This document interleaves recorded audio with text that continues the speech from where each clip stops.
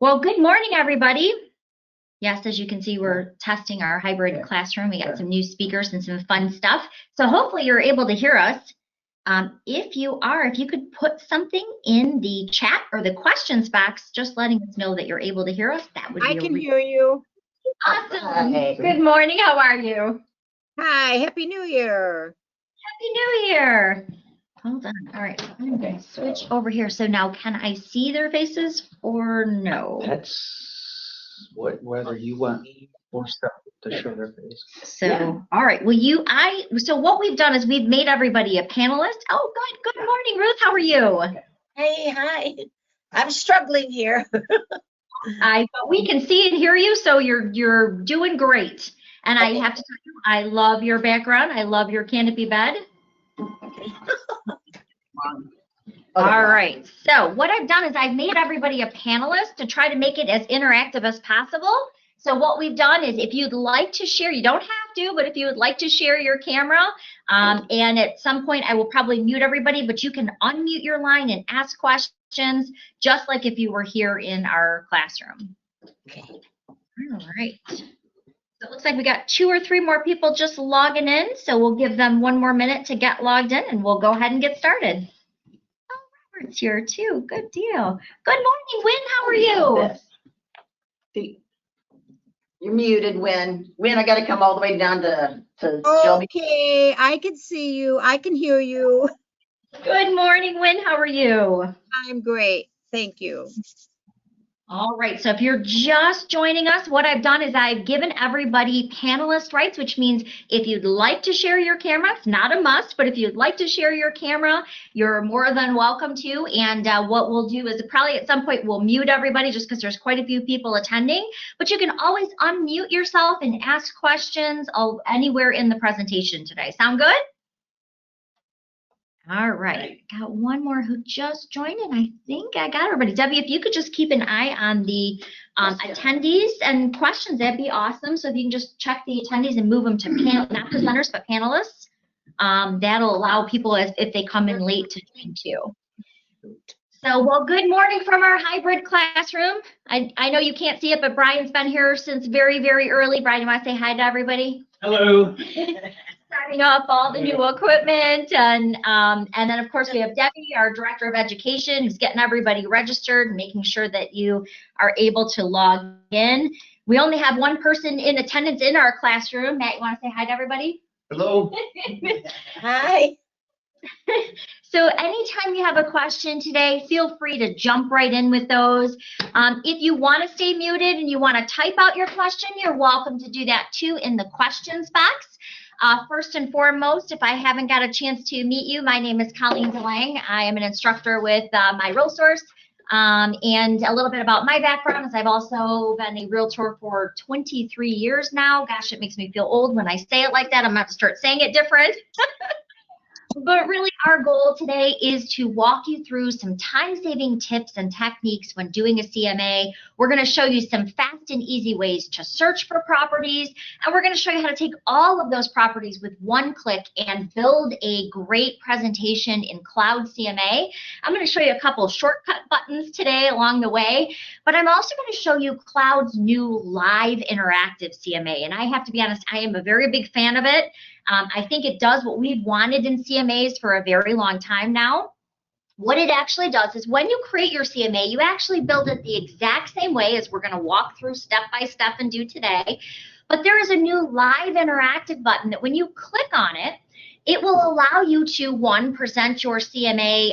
Maybe if you have an out-of-town seller, you'll be able to present if he's on vacation or in another state. You can present it live streaming just like we're doing right now. However, it does things like calculates the square footage against your subject property. It will show you if it has an additional bedroom or an additional bathroom, if it's got a bigger lot, if it's got more, if it has a 2-car garage, not a 3-car garage. It will highlight any differences in the comparables you've selected versus your subject property. One of the other things it does is let's say Wynn is on her listing appointment. And Wynn prepared for her listing 3 days ago. But the seller, Mr. Schmagegi, says, well, Wynn, Henry on the corner, he closed yesterday. Now, Wynn did her comps 3 days ago, so of course she doesn't have yesterday's property. But Wynn can, with one click, hit the interactive map.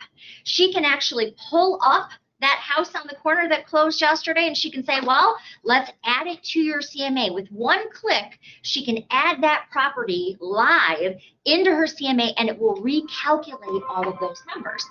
Now, for me, a lot of times when we're preparing for a listing appointment, maybe there's a reason we didn't choose that comp, right? Maybe it's a 2-story and you're doing a listing appointment on a ranch. But at least it allows you to pull that property up on the fly and address it with the seller why you didn't actually choose that as a valid comp. So we're going to go through all of that today. So again, if you've just joined us, oh, it looks like we got one more that just joined. I'm going to move that person to a panelist here.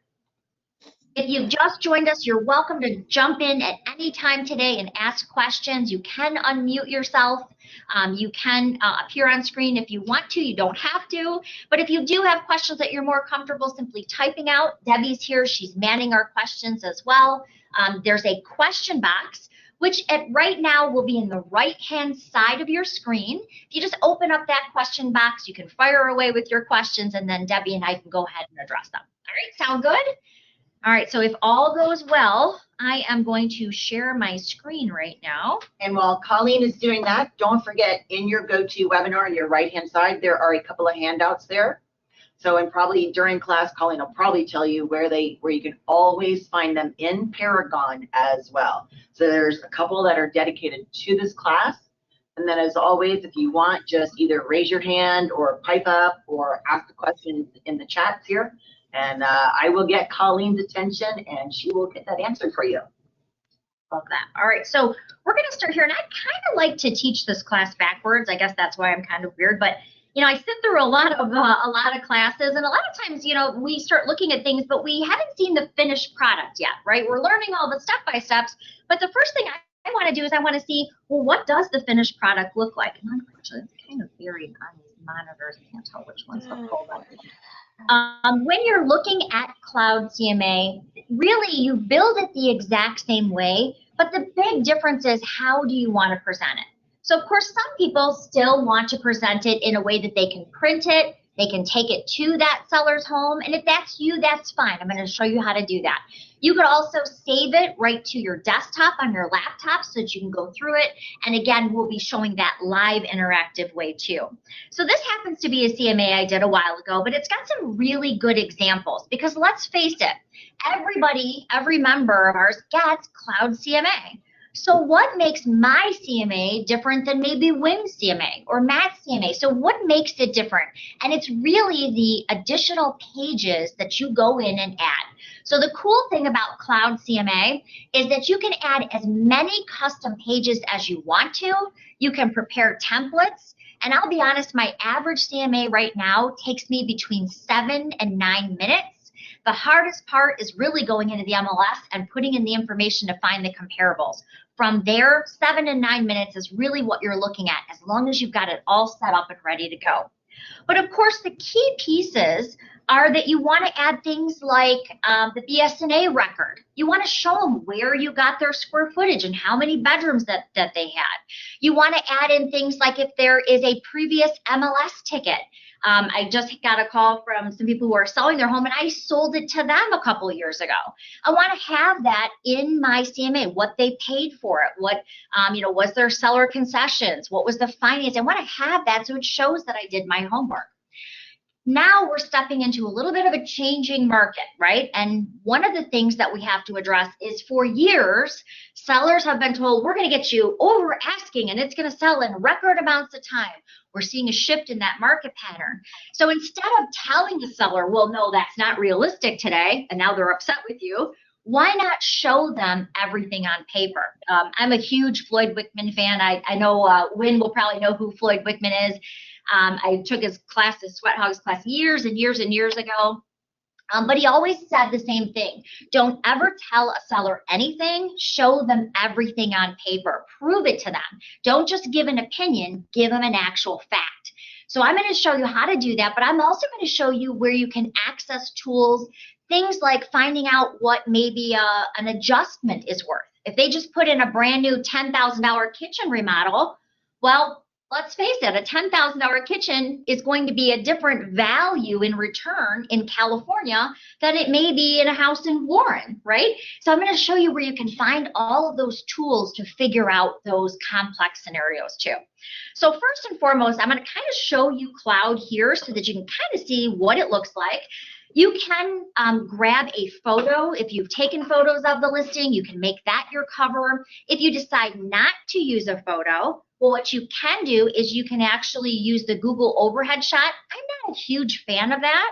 So I'm going to show you a place where you can actually get public record photos where you can include them in your CMA. Now, this is where our CEO always gets nervous and says, Colleen, they're not taking them from the MLS, right? You're not stealing other agents' photos. And no, you're not doing that. But there are places like the BSNA record or Realist that already has a public record photo that you can use. So the photo you're looking at right now is one I actually grabbed right from the BSNA record so that I had a really good cover on my CMA. So I'm going to kind of just fly through a couple pages here. Again, I'm going to really show you this in a way that you can kind of see that finished product first, and then I'm going to show you exactly how to build it. So here's my CMA cover page. Of course, it's got me, it's got the client's name, it's got the date, the address. There are some pre-written marketing pages.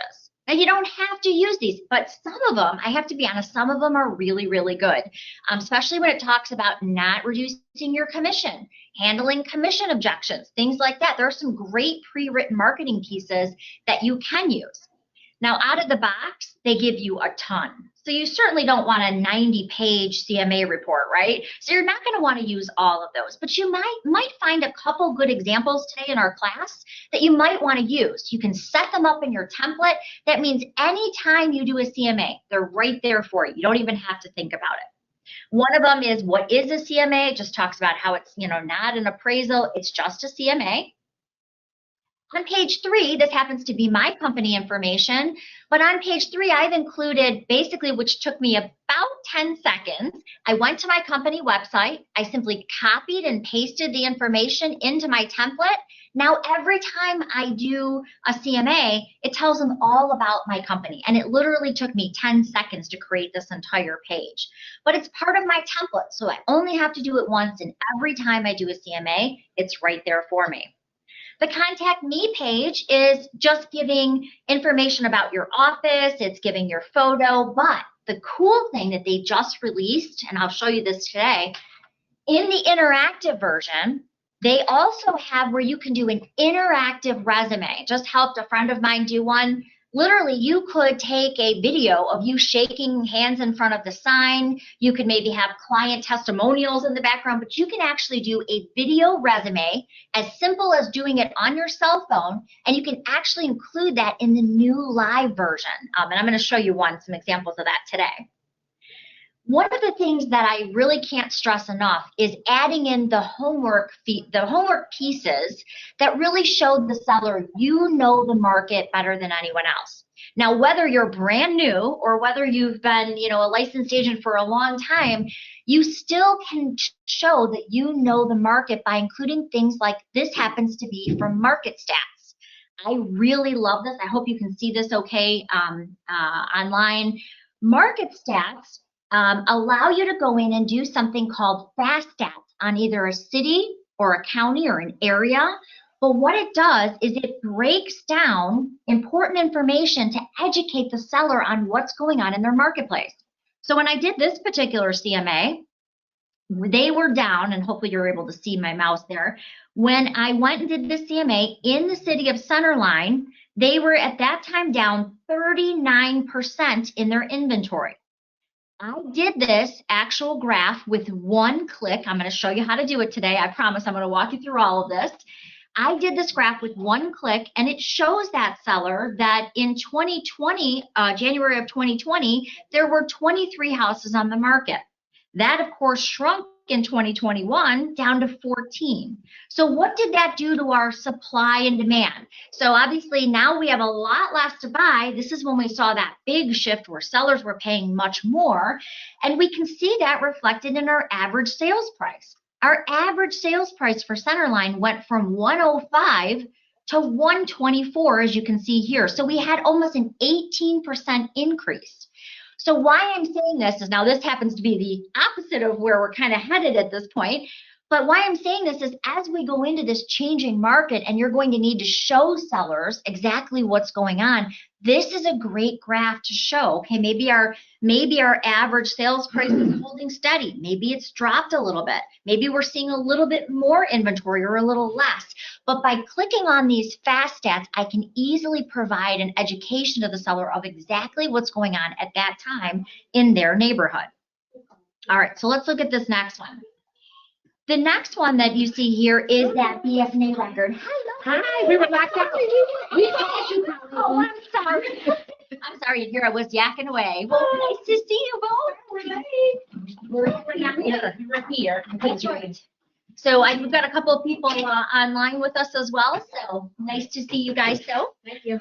all right. So the next piece of that CMA is, of course, having things like the BSNA record, having realists. We didn't even start the how-to yet, so you're perfectly good. We're just kind of going through the example CMA that I made.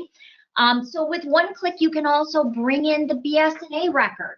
So when that seller says, well, Colleen, where did you get my square footage? Or, you know, I can say, well, I actually got it right from the municipality. Now, the cool thing about what we do here at My Real Source is, for My Real Source members, if you go in and you get this data the way I'm going to show you, if there is a fee associated, because a lot of these cities, they charge $3 for you to access that property record.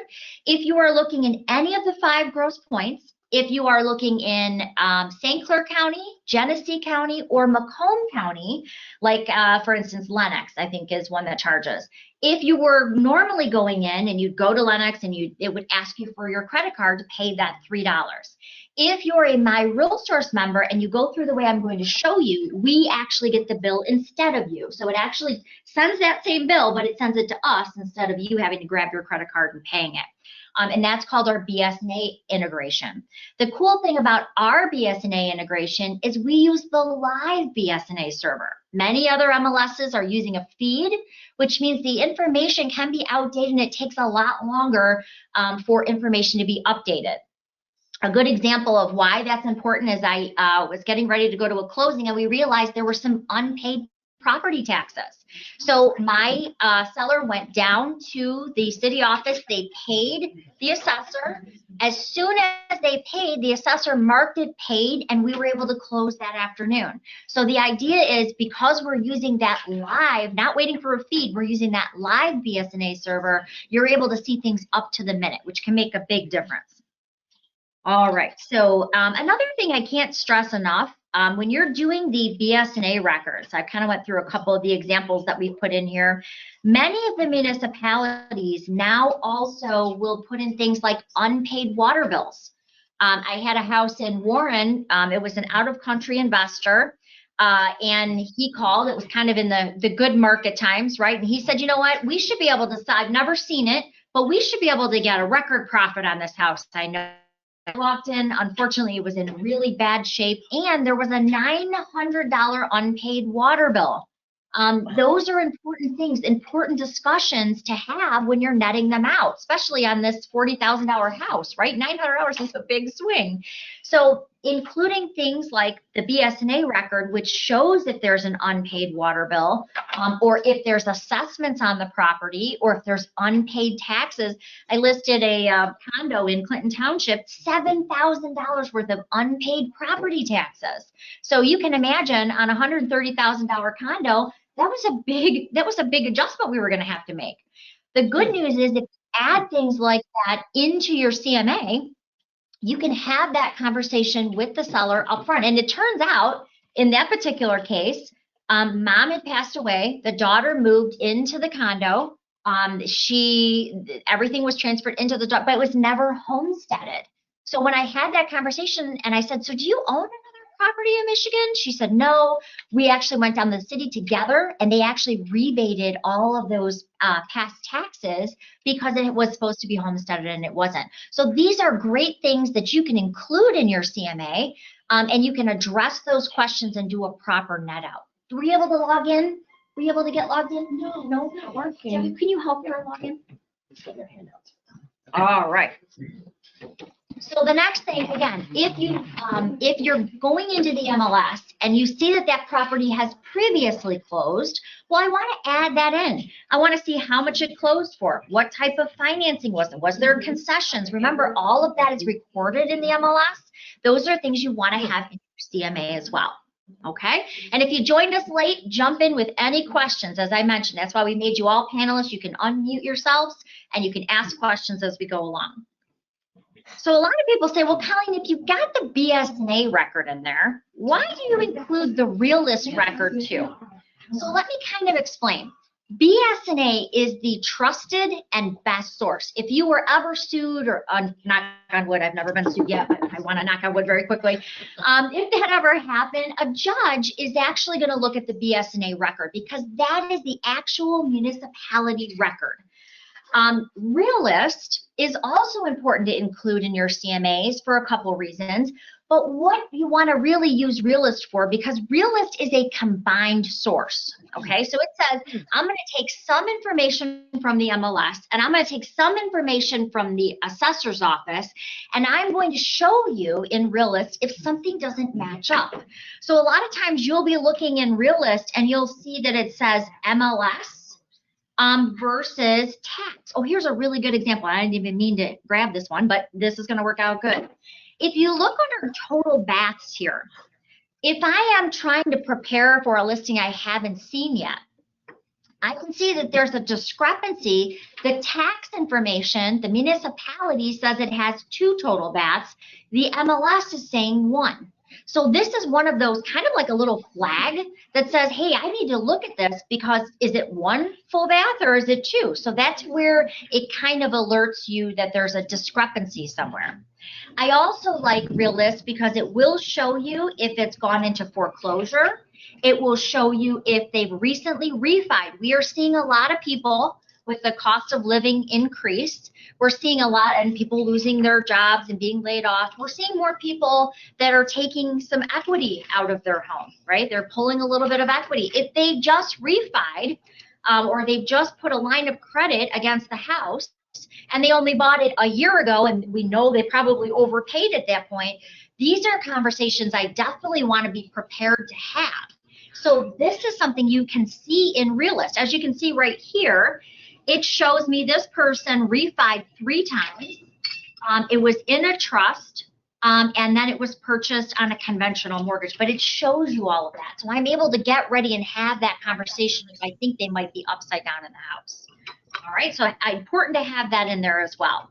Remember how I said if there is unpaid property taxes or unpaid assessments, or we want to have that in there, because the last thing you want to do is get to the closing table and all of a sudden they're barking at you and saying, hey, you never told me there was $7,000 worth of unpaid property taxes, right? Now you're the bad guy. You didn't net them out properly.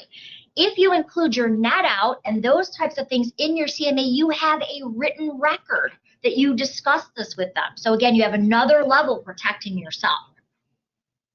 All right, so moving down again, things like you can see the water bill, again, attached to this record. So I can see, oh, yep, the water bill was completely paid at the time we were getting ready to close. But these are all important things to have so that you can properly discuss them with that seller. As I go through, as I go through into the comparables, there are all different types of how you can show the comparables. If you want a short report, you could have 3 or 4 comparables right on the same page. I personally like this way of showing it because I can include the photos of the interior of the home. If your seller says, well, Joe Fumagalli on the corner, did he have a finished basement? Because I have a finished basement. I want to be able to go into those interior photos and I want to be able to answer that. Well, actually he did. Here's his finished basement right here. I want to be able to show them the photos so when we're comparing their house to the others, we've got real life comparables to actually see. Does that make sense to everybody? Good practice? All right, good. As I scroll through, and again, if you're looking for a shorter report, you could do this on, less pages, but I really like having the interior photos. If you were going to print this, you may not want to have all the interior photos. You can choose whether you just want 1 photo, 12 photos or all the photos. It's just, if you're going to print it, I probably would not choose all. That's where I would probably just have it saved right on my laptop. Okay. As we go through, you can see it's laying out each comparable. It's even including things like floor plans if the agents included those. And now I can jump down to the end. Kind of go quickly just to show you that the end marketing pages. The end provides an analysis. Now, I'm going to tell you a funny story, and I swear this really did happen to me. I got a call, and it was a really nice little lady, and she said, you know what, I'm ready to sell my house. Can you come over and do CMA? I drove by because it wasn't too far, and it was the cutest little immaculate red brick ranch. Every tulip was, you know, planted in a perfect row, immaculately maintained. I thought, oh man, this is a no-brainer, right? So I put everything together. I decided I was going to one-step it. If you're a Floyd Wickman fan, he always said one-step your listing. So I kid you not, I opened the door, I took my shoe off, I stepped in on blue shag carpeting, you know, the shag from, and I know they say the 70s is coming back, but I'm telling you, it ain't ever coming this far back. I mean, it was the big stick-on wall flowers. It was the, and so here I am with my printed report like it had been updated, right? And there was clearly 40, 50 grand worth of updating this ranch was going to need. So now I'm in the bathroom, right, trying to pull out the pricing page, which, you know, everything's kind of falling apart. The good news is with Cloud CMA, remember, you can actually do that with one click now. You don't have to go into the bathroom and pull those pages out. But the analysis pages are something that you may, in certain instances, not want to put in here. So you can choose whether you want these pages in here or not. For instance, if you have a home that you showed all the comparables, but it needs 40 or 50 grand worth of work, and you don't want to show them, here's my average of what we should price it for, you can choose to remove that page and put in your own custom price. This one I like because it does show what the average, what the lowest and what the highest is on a sliding graph, what the average price per square foot is, days on market. When I listed this home, it happened to be they were going for 102% of asking. So it was going over asking, right? And it was 17 days on market. And then, of course, here's our breakdown. Again, you can choose which comparables you want. And they've even given you some great marketing pieces, but you don't have to use all of those. This talks about not overpricing the home. Right now, that might be something we definitely want to address, right? Because they're thinking in their mind, well, everybody said it's record prices and selling in record time. We have to address that in our CMA. You're right. Last year it was. That is not the case for this year. As we scroll down, it will show you other marketing pieces, again, whether or not you want to use them. One I really recommend using, talking about commission, especially if it's a first-time home buyer. That first-time home buyer, when you do the net out and they look at that fee for the commission and they look like they're almost going to pass out and they think that you're making all of that money, generally they don't understand that there are two agents involved in the transaction, that agent also pays a brokerage to work there. So these are important things to address. And if you're a Floyd Wickman fan, he used to do the same thing with dollars.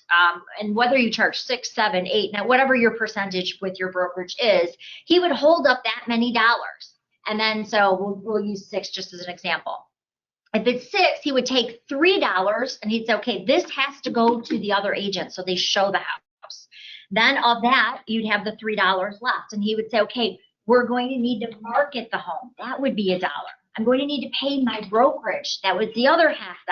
And then it left him with $1. And he would say, so you would want me to make something for selling your home, right? He called it reducing to the ridiculous. It's a great technique to use when they're talking about commission objections. So basically, again, what makes everybody's CMA different is the pages that you choose to include. So if you like how Cloud CMA is and you want to spend on average between 7 and 9 minutes creating a CMA, then we're going to walk you through exactly how to do everything I just showed you. Sound good? All right. Now I am back to the hardest part, which is really starting off in the MLS and preparing. So can everybody, Wynn, can you see my Paragon screen there? Are you okay? Good. I just want to make sure. Sometimes it catches up here, but it doesn't quite catch up there. So I want to make sure. So the first thing when you're preparing for your listing is it's really getting all of the details together. Now, Generally, these are questions I ask on the phone when I'm talking to the seller, like, how many bedrooms do you have? How many bathrooms do you have? You're getting most of the information, but you do want to take a couple moments and get the other side of the detail, because people aren't always forthcoming, especially if they're in a distressed situation, if it's going into foreclosure, or if there's unpaid property, things like that. These are things that we generally have to uncover and ask them about. So where we're going to start is I'm going to go up and I'm going to type in my subject property in this top power search. If you've never used the power search, by the way, it is a great tool. You simply just start typing. It will quick fill for you. I probably do, I would say, a good portion of my searches right in that power search if you're looking for one particular property. Where's the power search? It's right up at the top. It's kind of hidden there. It's that, power. that yep, that top. And by the way, a lot of people don't know this. When, Go ahead. if I could ask another question, Helen. Please. When you put in there and just say 123 Jones. Yes. And then it will do a power search. It will do a power search, exactly. If you're Okay. looking for one property Yep. or one agent or one MLS number, that is a perfect way to search. If you just want to find one, you're talking to somebody and they're sitting in front of a house, you want to find one, the less information you put in there, the better. So meaning, don't put in the drives, the ways, the places. Just start typing and it will kind of like Google. You know how Google will always return, but if you put too much, you start really narrowing your search. So what I tell people is less is best. Just start typing the street address and it should quick fill. As you can see, this property has closed 3 times. Actives and pendings are always at the top. And unfortunately, Brian is working hard at getting those ordered so that it's the oldest to the newest. Unfortunately, it doesn't do that yet, but it's going to down the road. Good question though. Same thing if you typed in an agent name, if you wanted to find one agent, you could type in an agent name up there. So actually try it. If you type in your name. It's really nice if you're looking for one thing very quickly. One MLS number, one agent name, or one property address. It's really golden. Okay, so I'm going to now pull up. By the way, if it's closed a few times, somebody asked me the other day, well, how do I know which is the oldest? Because you said we're working on that. If you want to see all of the listings, you can see where it says listings 3 right here. If I click on listings 3, it's going to open up all 3 for me to see. So if it closed 5 times, yeah, if it closed 5 times, you can click on it and see all 5 of those records. Remember, actives and pendings are always going to shoot up right up to the top. Now, what if nothing comes up? Then I would check the spelling and the address to make sure it's right. And if nothing is quick filling, then and is it like an active listing maybe? No, well, this is a potential home that a potential client wants to sell. So I just got this yesterday. I thought it would be perfect to use it, but I put the address in and nothing. Never been listed before. So it might have never been listed before. So in that case, I'm going to show you what to do in that case too. So if it's never been listed before, or it's new construction, something like that, maybe that hasn't made it into the MLS, then you would go into the tax records to start your house, because that's where you're going to get the information on it. But before we go there, I want to show you a couple things here. Okay. So I'm going to use my trusty 41539 Westel because it has a lot of good examples that we can use today. These colorful little quick action links, these do so much, and people really don't know they're there. And I know as an agent for a long time, I never clicked on them because I didn't know what they were. But these basically take you into all different programs. Instead of having to go into the tax record, go into BS&A, find the county, find the municipality, find the address, and wait for it to load each time. What if I told you could click that? It kind of looks like a garbage can. I apologize. It's a government pillar, but Brian tells me when he stuck the government pillar on the little tiny button, now it looks a little more like a garbage can. So you got to make it a little bit longer, I think. And who made the funny about that the other day? Yeah. In one, half dozen in the other. Yeah, exactly. Just kind of looks like a garbage can. It's not where you delete the listing, I promise. But if you click on that, if I click on that garbage can, it takes me directly into the BS&A record for that property. The idea is instead of having to go into a tax link, to go in and find the municipality, find the county, find the address, it takes me right there. Now here's where this gets cool. Remember how I said we pay the bill? If you go into certain cities and you go through the tax link, you have to pay that $3. I know it's only $3, but if you do that 15 times in a year, it starts to add up, right? So what happens is when you click that button and you go in, we get the bill on your behalf, and that allows us to pay for it, and you just get the property record. All right, I see we've got some questions here. Oh, that was me, some comments. I didn't see any others. So. Okay. I wanted to make sure that they all could see. If they had any questions, let me know. And if the screen was big enough, making sure that they had all that they needed. All right, so hopefully. Eyes, Colleen. She's always on. Sorry, I just saw the blinking. It just and so once we're on the BS&A record, here's a couple other little things. So as I mentioned, many are now putting the unpaid water bills or assessments or taxes here. So if you are using BS&A, what you want to do is there's a print button that is located. And I apologize if your GoToWebinar is open, it may be covering it, but it's over here in the right-hand side of your screen. What I do is I print this as a PDF because I want to include this PDF right into my CMA. So I'm going to click Save to PDF. I'm just going to kind of give you an example on how to do this. I'm going to print it as a PDF, probably save it right to my desktop, and that way I can quickly find it, especially for today. So I'm going to click on my desktop, I'm going to save it here, and I'm going to call this example. And we're going to go ahead and save that. Now I can quickly pull that into my CMA. One of the other things I'm going to show you is one of my favorite cheats. I'm always kind of looking for the cheats or the easy buttons because I'm always doing a million different things.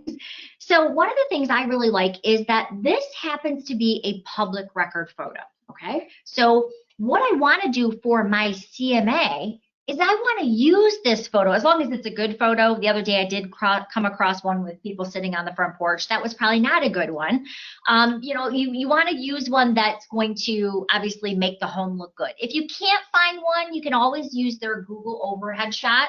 You know, every once in a while you'll get one in the trash cans or out front or something. So you want to take a look at it. But this one, let's use this one for a moment. So this is a cute little red brick house. This is exactly what I want to include. So what I do is I blow the photo up, I right click on the photo, and I save the image, okay? Because this is going to be a great cover shot for my CMA. So I just click Save Image As, and again, I'm going to save it to my desktop here, and I'm just going to call it Example 2. And we're going to save that. What I've just done is I have now, there we go.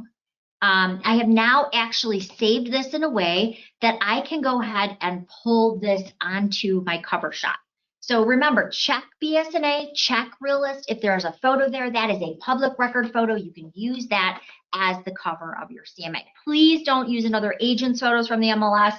There's a lot of copyright lawsuits going around right now, and you just don't want to do that. It will also allow you to edit it once we get into the CMA screens too. So these are things that you can include that, again, are going to save you a tremendous amount of time. Instead of driving across town taking a photo, you can actually grab one right from BS&A if you have never been there. Okay, so that's where we want to start. The other thing is, as I jump back to Paragon, the red button that you see here, that is that Realist report that I told you about. So I can go ahead and click on that red button, same concept. It's going to take me into that Realist record.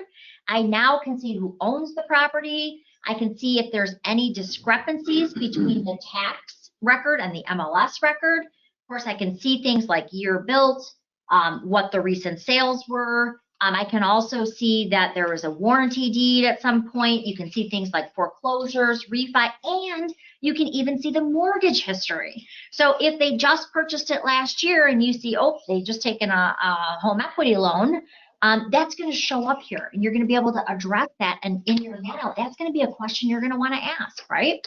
So this is another place that I want to make sure I'm including this information right into my CMA. So right up here again, same concept. I'm not even going to do this one because it's the exact same thing, but you're going to go up to the right-hand side of your screen. You're going to hit that print button, and you're going to save that as a PDF. This is then going to allow you to pull that into your CMA too. Okay, so now I've got my PDFs and my photo of my home. The hardest part of your CMA, quite honestly, is just using Paragon to find the like comps. So now I know when it was built, does it have a basement, what the square footage is. I got all of that from the tax records. Now it's just going in and searching for those comparables. So let's do that next. So I'm going to go into Paragon. And of course, when you're doing a search, you're going to go up to the type of property.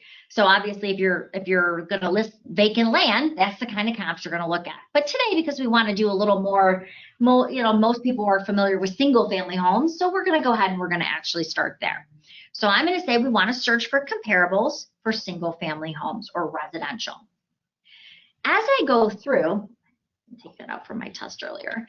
As I go through, now this is where I want to put in those like properties, but I'm going to show you a couple cheats that make it a whole lot easier to find properties fast and to find the right properties.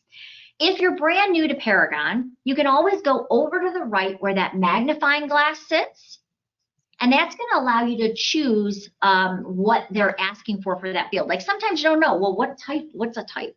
Well, you can click on that magnifying glass and I can say, okay, I want a single family homes is what I'm looking for comparables for. Remember, you can customize the order that this search is in, and you can also add fields that may be more important for your business. So don't be afraid to go into the customization and add fields if you don't see them here.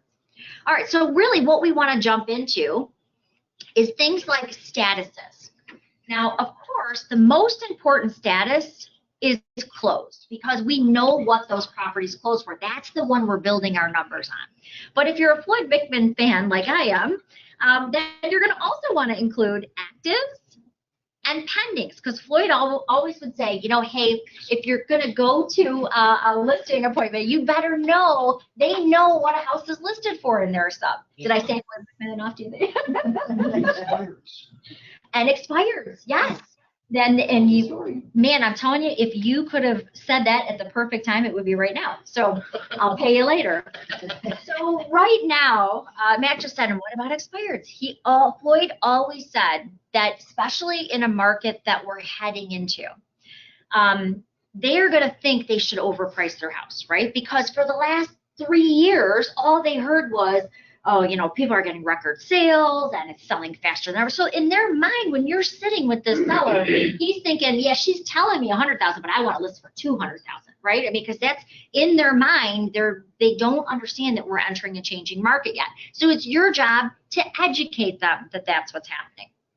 So of course you want to include the close. That's our main focus. And you want to shoot for between 3 and 5 close. That's really the goal. But of course, we want to include actives because Joe Schmagegi knows what Henry over here on the corner has listed for. And he wants to make sure you know it. They think you've seen every property ever listed since the beginning of time. So you've got to have that in your CMA.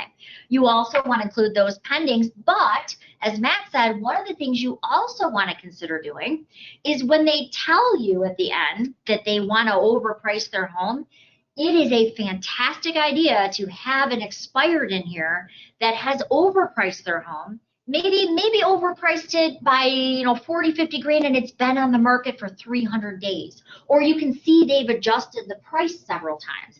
By including that, you can hold that example up when they say, yeah, I know you say 100,000, Colleen, but I want 150,000. You can say, you know what, Mr. Seller, you're right. I understand how you feel, but Mr. Schmagegi on the corner, he did that. Look, he's been on the market 300 days. He's also brought his price down 4 times, and he's still active on the market. Is that what you want? All of a sudden, it becomes more real to them, right? Having an example that you can actually show. Okay, now if you're like me, I hate, Brian will be mad if I say this, I hate these stupid MLS calendars. You got to click into the calendar and you got to click the day and then you got to click back 6 months. That's silly. If you go over to the right where it says date, just go to the 6 months back. That's going to search 6 months back for you. Nice and easy. That's what you, yeah, nice and easy.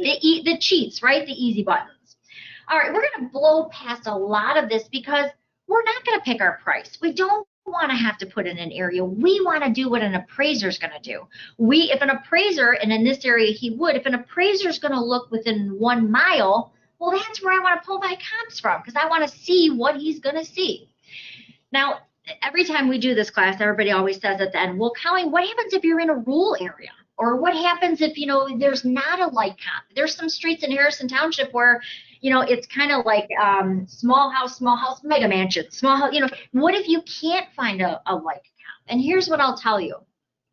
Sometimes you do have to go outside what I'm going to show you. But what I do is I always start with what I'm going to show you, and then I open up my circle, if you will. So think of kind of what I'm going to show you as kind of the generic. If you're in a rural area, or if you're having a hard time and you're not finding comps, this is when you're going to broaden your area. So I'm going to show you how to do that too. The next thing we want to do is really, when you're finding comps, it's about apples to apples, right? You're never going to list a 1,000 square foot ranch for what a 5,000 two-story colonial on the water is going to be, right? It's not going to make sense. You're looking for actual apples to apples. So in this case, the house is a brick ranch. So I'm going to go to structure style, and I first want to try to find other ranches. The house happens to be 3 bedrooms. So I'm going to do, there's not a whole lot of inventory over there. So I'm going to do 3 to 4 actually in here. Total bedrooms, it's a 1.5 bath. So I'm going to do 1 to 2. I can always dwindle down, but what I want to do is I want to focus on trying to come up with those like comparables. Is it built on a basement? Yes. We know that from the tax records. Does it have a garage? Yes. These are all things that I now want to include when I'm coming up with my numbers. Then people will ask me about features. I use features, I'm going to be honest, especially in this market, I use features more when you're talking about buyers. When you're working with a buyer, features are great because you could specify what type of financing with features. You could say on the water with features. You could say on the riverfront. You could be a lot more detailed. But when it comes to a CMA, I don't recommend features because features are generally optional. And you know this. A lot of times the agent will put in just the bare bones about the house to get it in the MLS. They don't fill out it had a fireplace. They don't fill out the extra level of detail because it's not required. So if Matt's doing a CMA and he says, I got 2 fireplaces and I want to find comps of 2 fireplaces, and the agent didn't include it, you've lost a value comp. So I don't recommend using features in CMAs. They're great when you're working with a buyer and being detailed, but I kind of just jump right past those. The next thing is in square footage. What does an appraiser use for square footage? So you're not, again, going to compare a 5,000 square foot colonial with a 1,000 square foot ranch. Where is that appraiser going to draw the line? I've talked to dozens of appraisers, and they always tell me the same thing. The banks like the 20% square footage rule. So this particular home, when we went into the BSNA record, I noticed it was 1,361 square feet. Okay, so that's what the square footage of our subject property is. So what you're going to do is you're going to grab your calculator. And again, if you're brand new doing this, here's kind of your rule of thumb where you're going to start. Sometimes you have to go outside the bubble a little bit. But because it's a 1,361 square foot ranch, I'm going to figure out what 20% of that is. And it works out to be 270. It's 272, actually. We're going to use 270. So what I'm going to now do is take that 1,361 and I'm going to minus that 270 off. So it's about 1,091. I generally will round up or down just slightly. So we're going to say about 1,050 in our square footage would be where our minimum square feet would start. So I'm going to do, for my square footage range, I'm going to say 1,050. Now I'm going to go to that same number, that 1,361, and I'm going to add that 270 on there. So we're looking at about 1,600 is our range. And that's generally where an appraiser is going to stay. So that's where we're going to shoot for. We don't find anything, we can always go up and down a little bit. That's where we get a little bit of wiggle room, but generally banks want to stay within that 20% square footage rule. And then people will say, well, Colleen, with things selling so far, over asking, did we really need to know what the bank would appraise it for?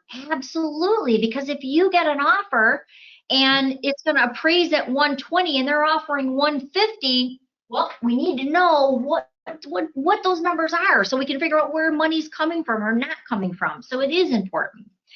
All right, so at this point, we've got our basic criterion. How many bedrooms, how many bathrooms, does it have a basement? You could add an extra level of detail, like if it's a condo and it has an attached garage, You may want to add, if you've got 100 comps that you came up with, that would be a way of dwindling them down. But of course, we forgot the most important rule, right? Location, location, location. In this area, an appraiser is only going to look at comps within a mile because it's a very cookie cutter area. So how do you do that? Just like an appraiser would do. And the key is you are going to go into the map search. That is the easiest way to do it because I'll tell you what, that's the way the appraiser is going to do it too. If you go into the map search and you click in that field, here's a couple cheats. And I'm going to show you some new stuff that got added too. We're going to go up to where it says center your map. Okay, so really what we're doing is we're trying to find where that subject property is. And here's why I do it this way. I have fat fingers, and when I start trying to like move the map with my fingers, all of a sudden I'm looking at all the continents and I'm going, wait, I'm trying to backspace it, like goes crazy and I hate it. So here's an easy way to do it. You're going to type in your address at the top. And then you're going to do the less is best rule here too. So we're going to do 41539 Wessel, but don't put in the drives. Don't put in the ways, the boulevards, the circles. Here's why. It's kind of like Google. The less you give it, the better your results are going to be. So, but I do want to include a comma and the city. Okay, so I'm going to put in 41539 Wessel, even though it's Wessel Drive, leaving off the drive, just comma Sterling Heights. This is where people call me all the time confused and say, Colleen, I watched your, I've seen your video with your fuzzy hair and it didn't work, and it didn't work for me, and here's usually why. Think of it as a two-step process. Right now, our map opens to where our office location is. That's how it's generally designed. Yes.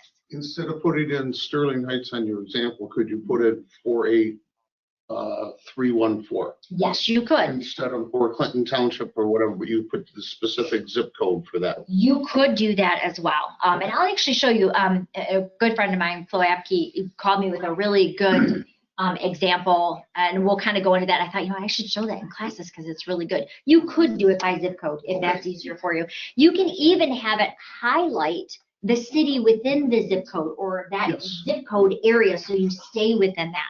But we'll go into her example because I want to show it's kind of what you brought up. So if you type in the address up there, here's again where people get a little tripped up.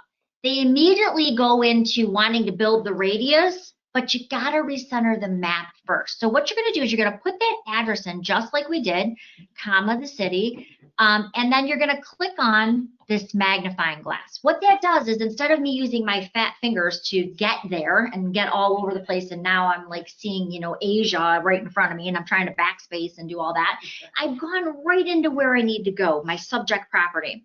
The next key piece is where it says search radius here. You're going to just put what is your radius? I'm going to do 1 mile because that's what an appraiser would do here. But you could do 1.25, which would be 1.25 mile. You could do 1.50 and do 1.5 mile.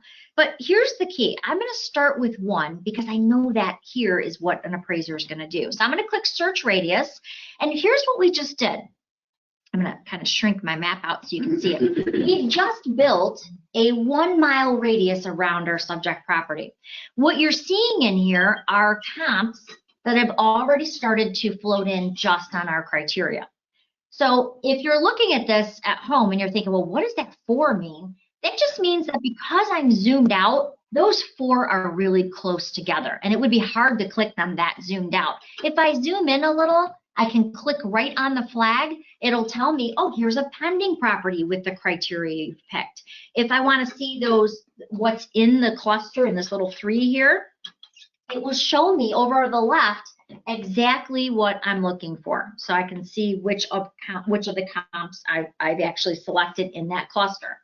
Now, the key is if I want to go in and get more detail, I can always click on the MLS number. That will take me into the MLS ticket. I can review more detail, but I really like kind of doing that in the next step. So I'm just going to leave my comps just the way they are.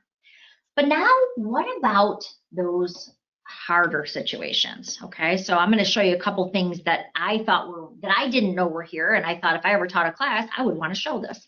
So when I've got my 1 mile radius, let's pretend that Matt is going to go and he is going to list a house. It's 2 hours away. He does not want to drive up and check out the neighborhood. He kind of wants to know, what does the neighborhood look like? Is it all, you know, is it all cookie cutter homes? Are there different style of homes? Kind of wants to see the neighborhood. Doesn't want to drive 2 miles or 2 hours up there and then back and then do a CMA and, you know, kind of a lot of work. He can actually grab this little yellow Google man, which we see on everything anymore, but I did not really know it worked this way. If you grab that little yellow Google man and you place him in front of your listing, kind of cool, what will happen is it will show you the street or the address you're about to set him in front of. But when you drop them on the street, here's what actually happens. Isn't that cool? See, I never knew that was there. Right over in the right here, I'm going to show you. Right over here in the right-hand side, there's this little yellow guy. Just hold your mouse down, drag them right onto your map that highlights the streets. And when you go to set them down, it'll show you where you're going to set them down. So I'm going to set them down right in front of my listing. Now watch how cool this is. So I can now see the properties. I can walk the entire neighborhood. Now watch, I'm going to walk down the street. Check out, it looks like, you know, all little brick ranches, cute little sub. I'm going to be able to see all the streets within the sub without ever having to leave my house. Now your buyers, if you're setting up buyers, they can actually see this in the Collab Center too. Debbie teaches an awesome Collab Center class, but here's what I wanted to show you. So I'm looking at the sub, how do I know which one is my subject property? Well, if you see right here, there is a little pin in front of your subject property. So I know this is the actual list, the house that we're going to go list. I can see the neighbor to the right. I can see the neighbor to the left. And I can walk down the entire street to get a better bird's eye view of the neighborhood. Dandelions, dead grass. Yes. Neighbor Yes. with transmission in front yard. Yes, this is where, yes, exactly. This is where you can see that they have a boat parked on, you know, their lawn, and you're thinking, how am I going to take pictures Yes. around that? And that tree that's on the roof, and yeah, all those fun things. Oh, nuts. Or hopefully not in the roof. So it's a good way to kind of get a bird's eye view. And I, for a long time, like I said, I did not know that was there. Now, when you're ready to leave here, there is a little arrow next to the address. All you're going to do is hit that arrow and it's going to take you right back to your map. One of the enhancements that they made, and thank goodness, because I got to tell you, they only did it about a year ago, but it was a pain before, because what would happen is, let's say you got all the way to this step and you got 4,000 comps and you're like, oh my gosh, I forgot to add, I forgot to add 6 months back, or I forgot to add bedrooms or square footage or whatever it happens to be. You can always bounce back to your criteria. So if you, let's say I realized I had some leases in here, I forgot to take the leases out. You could go right to that particular field, make that change. You can also see all of the fields that you have filled out over here. You could remove one or edit one from here. So you can do all of that. If you made a mistake, don't be afraid. You can just jump right back to the criteria and fix it. You know how long it took me to actually see the criteria on the right-hand side? I didn't know it was there either. noticed it forever until somebody showed me. I'm like, oh my God, it's been staring me in my face all the Yeah, time. you showed me, so that worked out well. So that's why we do these classes, right? But you know, it's really funny because every time I take a class from one of our instructors, I learn something new, because that's the thing about Paragon. You can do it 10 different ways. So it's like every time I take the class, I learn from Debbie, I learn from Lisa, I learned from Dawn. It's just who's teaching the class. You'll pick up 1 or 2 little nuggets. Okay, the next thing I did not know was here, and they just added some enhancements to it that I think make it really valuable. So let's pretend for a moment, we're going to use you again, Matt, I hope you don't mind. But we're going to pretend that Matthew Bale just listed these 3 clusters right here. And we're going to say that those are $1 million waterfront properties. Now, I know it says Clinton River, but we're going to pretend it's like Lake St. Clair for our example today. We're going to pretend that Matt is just doing a lot of waterfront, and he has listed these $3 million homes. But we are trying to get comps for our little brick ranch that's nowhere near being on the water. It's not the fancy homes he's listing. And quite honestly, I don't want to have these in my comparables because it's going to screw up my numbers, and then I got to go deselect a bunch of them. It's just a pain in the neck. So I just want to take that waterfront area out. Now, I did not know you could do this until Lisa, my good friend, Lisa Harris, said, you know what? You can actually draw a shape on a shape and exclude it. And I'm like, really? She says, yes. So you're going to click this draw button over here. And what I would do is I'd say, okay, Matt's got these really fancy waterfronts, and that's awesome and everything, but I want to exclude that waterfront area from my comps altogether. So I can literally draw the waterfront here. And you're probably thinking, lady with the fuzzy hair, didn't you just add more area? Well, actually, one more step. We're going to go to edit, and we're going to change it from include to exclude. What I've basically just done is that I don't want those $1 million waterfronts. And if there's 10 or 15, I don't want those in. I'm not looking for waterfront comps, so I don't want to include those. This is also helpful. I went out to Milford and had a listing appointment where half of the sub was built in 1930. The other half of the sub was all brand new construction. The 1930 homes, obviously, were going to be, the comps were going to be much, much less. But when I did my 1 mile circle, they all came in. There's two ways you could do that. You could go in and put year built, not to go below this. You could, but what if I just drew the line in my circle where the new construction started? It's way easier, I think. So you can exclude areas, you can include areas. Remember, you can have up to 10 shapes on your map. So if you're working, especially on the buyer side, you could actually go, maybe the buyer says, I don't want to live south of Greenfield Road. Then I could go into my draw, and I could be as specific. Maybe he wants to not go west of Garfield, doesn't want to go south of Greenfield, and his mother-in-law lives over here by Cass Avenue. So we're going to go hang out on this side of the city. Way far. You can actually draw as many shapes as you need, up to 10 shapes on your map, because buyers today are looking at all different areas. So this is really, really good. Do we have to always use the polygon to do that? Nope. There's just your preference? I like it because I can make it a little tighter where I want it to be, and you can zoom way in. But no, there's all different drawing tools. You could do like a radius circle. You could do a rubber band. Rubber bands are pretty easy too, especially if you're doing a larger area.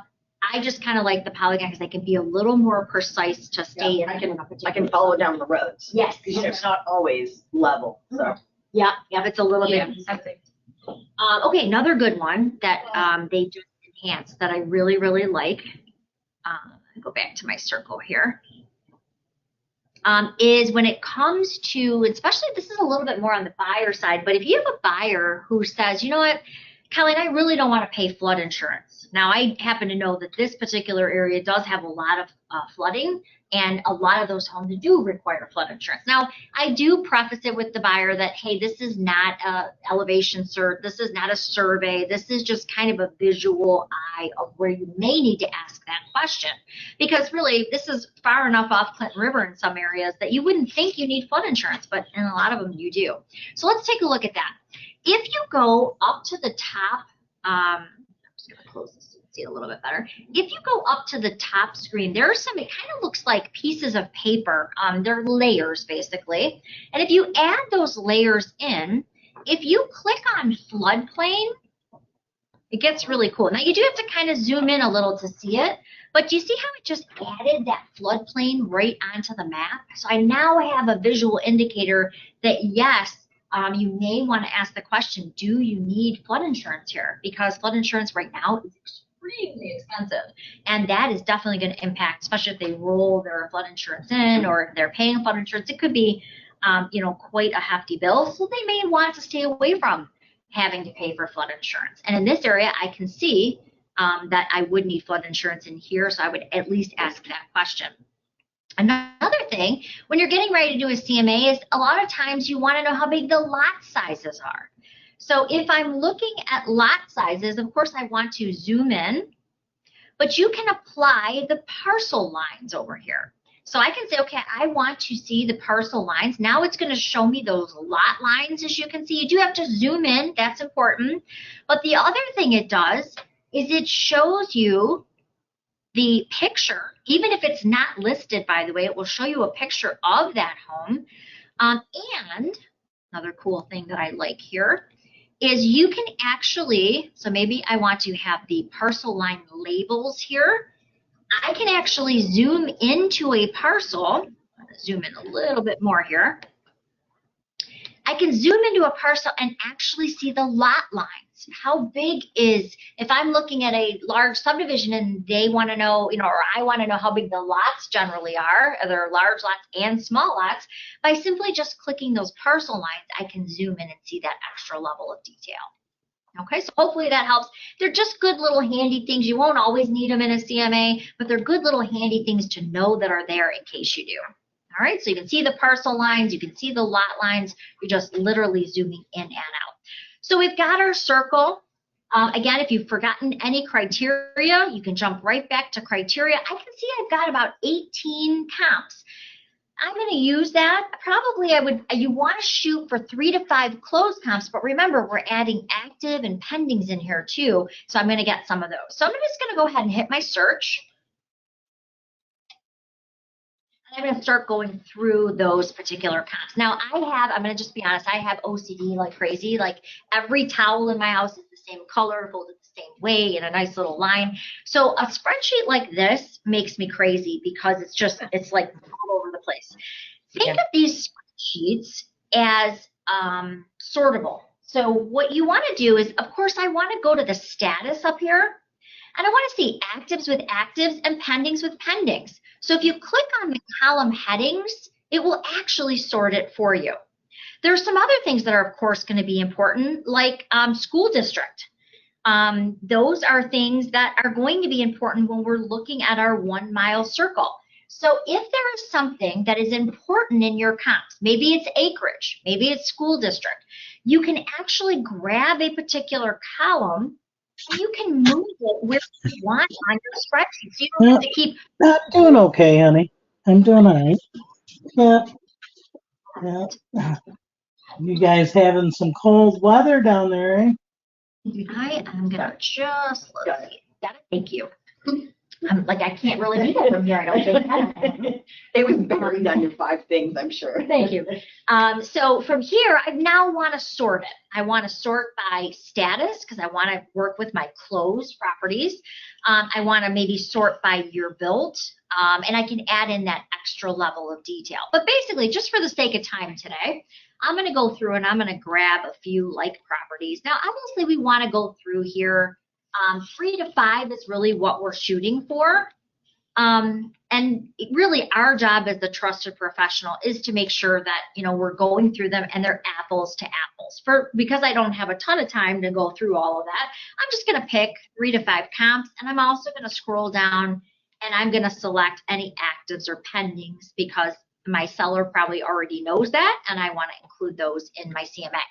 Now, if you're like me, this is a hot mess. Again, my OCD radar goes off and says this is kind of all over the place. Here's another little tip. Did you know that if you've selected just a few and you only want to see the few you're working with, if you go to this checked button, you can now narrow it to just what you've selected. Now I'm only seeing the ones I want to work with. Okay, now here is the $1 million easy button. You know how I said I'm all about the easy buttons? I have my comparables. The next thing I want to do is I want to throw all of these into cloud with one click. That's where the easy button comes in. Yes. Can you increase your resolution just a skosh? Sure. You had a question or a request. Is that a little bit better? You should be good. And a little, ask me if that's a little better, and I can try to do one more. See, I don't think it will cut too much off. Okay, so before we start our cloud CMA, and again, I'm taking a long time and going through this. Really, on average, you could do that in just a couple of minutes.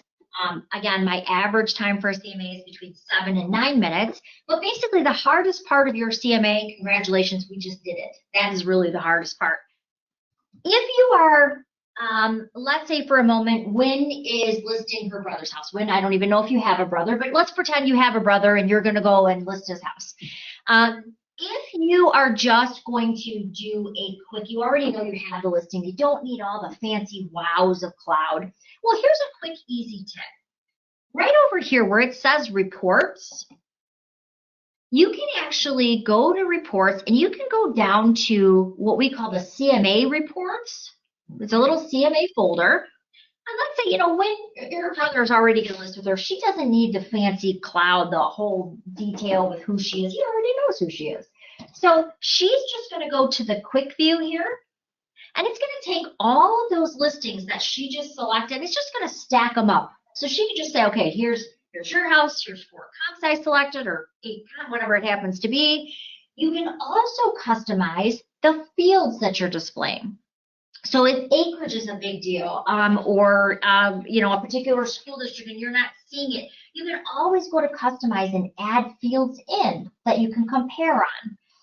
The other thing is, let's say Wynn doesn't even want to show him anything. She just wants to know for her, what are we looking at? What would be the number? Wynn could go to reports, the summary, and she could literally just break it down. So now she has all of the numbers herself. Cumulative days on market, how long is it going to take to sell? What's the average pending? What's the average close? So that just gives her the numbers. She doesn't really need to show him anything. She's just going to give him the number because she knows she's already got that listing. So those are 2 easy ways to do numbers in an easier format if you don't need all the bells and whistles. But now let's get to the good stuff, because most of us want to wow the seller. Here's how we take all this information and we build our report in Cloud. And it's under the Actions button. You'll notice right here, this is kind of giving you a mini breakdown. What's the high list price? What's the low list price? Where's the average? Where's the median? Because it's kind of giving you that breakdown as you're starting your Cloud report. So I'm going to go into Actions. This, of course, is the key. There's 3 options. Really, what I'm looking for is I'm looking to build a CMA in Cloud CMA. So that's the one that we're going to pick. Once you click on that, it takes all of that information that you worked so hard, the hardest part of really our CMA, and it's now pulling it all into the Cloud program for you. Couple quick, easy steps here. You want to name your report because you want to be able to find it. So I'm going to call this Sally Ann Seller. You could put confidential notes in there, that maybe or maybe it's a referral, things like that. You can put that in there. But here's where it starts to get good. Under the subject property, we want to start typing in the address, and it's going to quick fill. The reason we want to do that is because it's going to pull the tax records for our subject property to build our report. So we're going to click on the address. The next thing you'll see is it already calculates how many bedrooms, how many bathrooms. I can put in the square footage that's not here, and I can change it if it's not correct. You can add even more information, but here's where it gets fun. Remember how I said we wanted to take that public record photo because we want a really nice, pretty cover? All we're going to do is click Add Photo. We are then going to go to and I think I saved it right to my desktop here. And I think I called it Example. Let me just find it. And we're going to add that record photo. Now I don't have to go take a photo. I can just grab the one that I got right from our BS&A record. The other thing I want to do here is you see that ugly date from when they took this photo. I don't want that in my beautiful cover shot. So I'm just going to crop this a little bit. Yep. And now it's cropped right from here. I've got my beautiful photo in. It's going to display.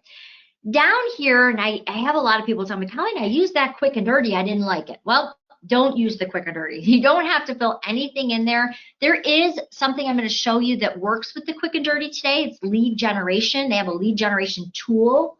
But really, everything you just did is already right here. All the comps, we used to have to manually type those in many, many years ago, and I have fat fingers, so I would always screw it up, and I'd be missing comps, and it actually brings all those over for you. You don't have to do anything else. You're just putting in the name, you're putting in the subject property, and if you have a photo, you're uploading that photo. That's all you have to do here.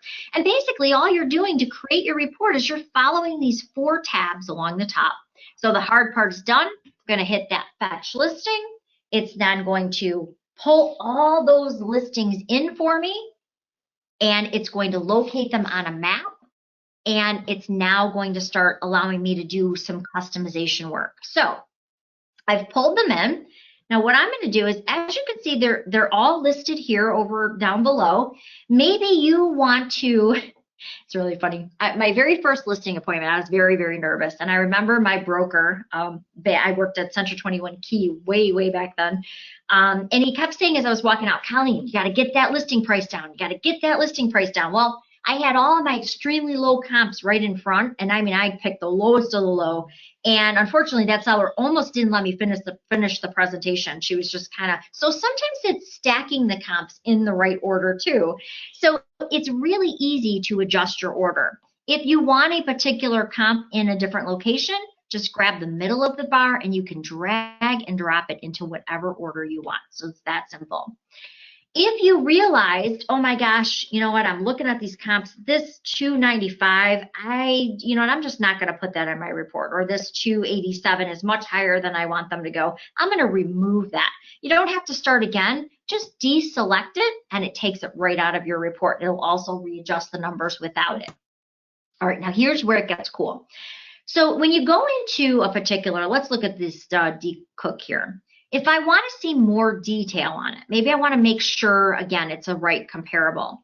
I can click into it, into the details and adjustments. I can go through all of the photos in the MLS. I can see more detail.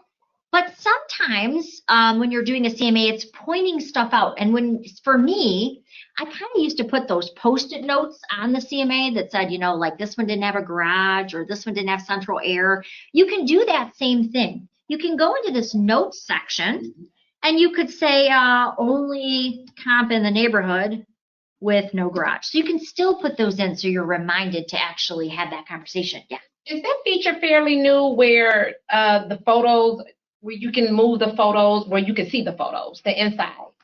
You couldn't see the inside of the picture. It is. It's not new, but I would say probably in the last year and a half where you now can scroll through them and see, because it really sometimes does make a difference. Like you pick the comps and then all of a sudden you see something, you go, yeah, I don't want to use that one. So it's really helpful. Mm-hmm. Now this is not really part of this class. I'm going to go a little rogue, but I have to tell you, this helps me a lot because I wish I was like that Joanna Gaines. Anybody know? You know who Joanna Gaines is? Like she can. I want to be Joanna. I want to be her too. Yeah, I wish I was her. But she can like walk in the house and say, okay, if we just remodel this or we just do this, it's going to be $10,000 value and it's just going to look great. And I am not that person. I struggle with what value it brings. And I think other people do too. So I found this tool that we get for being part of the National Association of Realtors. And I think it's really cool, but it's the most hidden tool I've ever seen. Nobody knows where it is. So I'm just going to show it to you. You, of course, don't have to use this, but if you are trying to justify value or maybe non-value, and what I mean by that is, let's say you just walked in, your seller says, well, you know what? I just put $10,000 into this new kitchen. I think we should ask $50,000 more than you're recommending listing it. You're like, whoa, first of all, not even that nice of work, but you don't want to say that, right? You're like, well, orange wallpaper was probably not a good idea. You're thinking that in your head, right? So how do you tell that seller without hurting that seller's feelings or giving an opinion? Because going back to the old Floyd Wickman thing, always show them everything on paper. Don't ever give your opinion, because they may love orange wallpaper and you may say, oh my God, this is not good, but you don't want to insult them. You don't want to be the person who says it's worth less than they feel it is. You want it to be factual. So where do you find a tool like that? So I'm going to kind of bounce around. If you're following along in Cloud, stay right where you are. I just want to show you that there is a place, if you are like me and you struggle with what values are, kitchen remodels, bathroom remodels, not having a garage, not having a basement. Sometimes you can't find comps.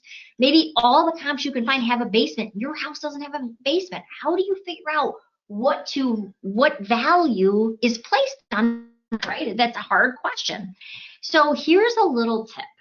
And this is not something we provide at the MLS. This is something you all have. You actually get it from the National Association of Realtors. Think of when you're in Paragon as that toolbox, that resources that you see there. Think of that like your agent toolbox, okay?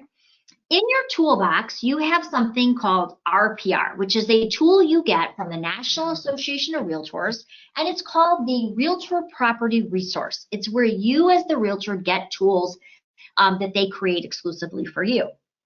So if you go into RPR, and I happen to like this. I'm not a huge RPR fan, to be totally honest, but this piece I really do like. RPR allows you to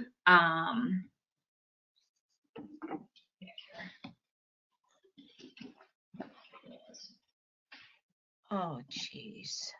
I'm going to go into RPR.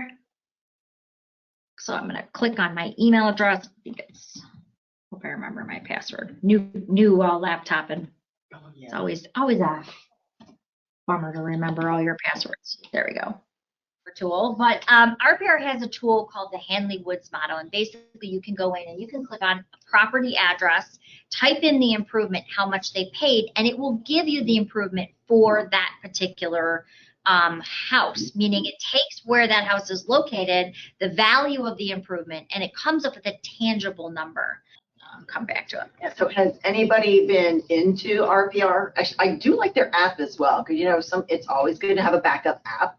I love my Home Snap app. That on occasions there was a time when they had the audacity to update their information when I needed it, So that's when I was able to pop onto the RPR app and find what I needed. So it's got some good stuff in it. I mean, I happen to think that Home Snap's still better, but it's a great secondary app. Some great tools in there, like Colleen was talking about. There's some very deep, big giant reports in there. So there's CMA in RPR. It is, I'd say if you got an engineer for a client, a great report for an engineer. It is way too much information for me, way too much information for a lot of the public, but it's a very nice report. We just happen to, we typically find the ones that we like. Cloud CMA is the ones that we like. And you got in, yeah. I did. All right, so I'm gonna try that again. All right, so I was able to get it. I thought maybe it was the board thing, but I think it just must have fat fingered my password. Okay, so again, fat fingers. So I apologize for the delay. But so once you go into RPR, this is what the screen looks like. And again, it's based on the house and where it's located. Because again, if Debbie is remodeling her kitchen, she puts 10 grand into her beautiful kitchen. If she does that same 10 grand remodel in California, it's gonna be worth a whole lot more. So it has to be parcel based. So what you're gonna do is you're gonna type in your address. All of them getting a stove in California. Yeah, basically. And I don't think it's the really fancy kind either. You're gonna type in that address, and again, it's gonna locate that parcel. Now, again, I just can't figure out values. So that's where I'm trying to do. I'm trying to figure out what is that kitchen remodel going to be worth. So here's the basic information on that home, and you can print a report and things like that. But I'm going to go to the refined value. This is where I can now figure out what something is worth. And refined value works like this. You're going to go to the home improvement section. And then there's a big long list you can choose from. I'm going to say that we're going to use our example. We're going to do a major kitchen remodel. There's major, there's upscale, there's a bunch of different choices.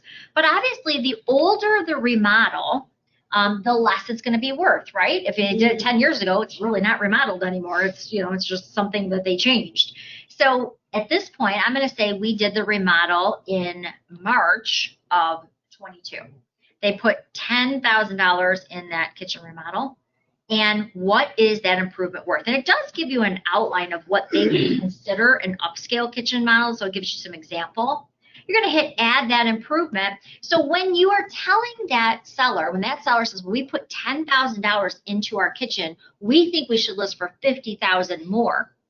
I am going to print this page and have it in my CMA because I want to show them, well, according to kind of the blue book of real estate by the National Association of Realtors that many investors use to figure out flips, they're saying that your actual $10,000 kitchen remodel really would only bring you a value of $5,000. Now, you're not the bad guy, right? You're showing them on paper.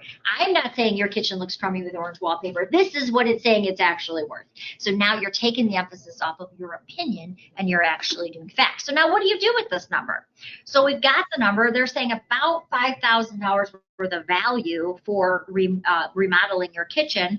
Now I want to go back to Cloud CMA and I want to plug that value in, right? Yes.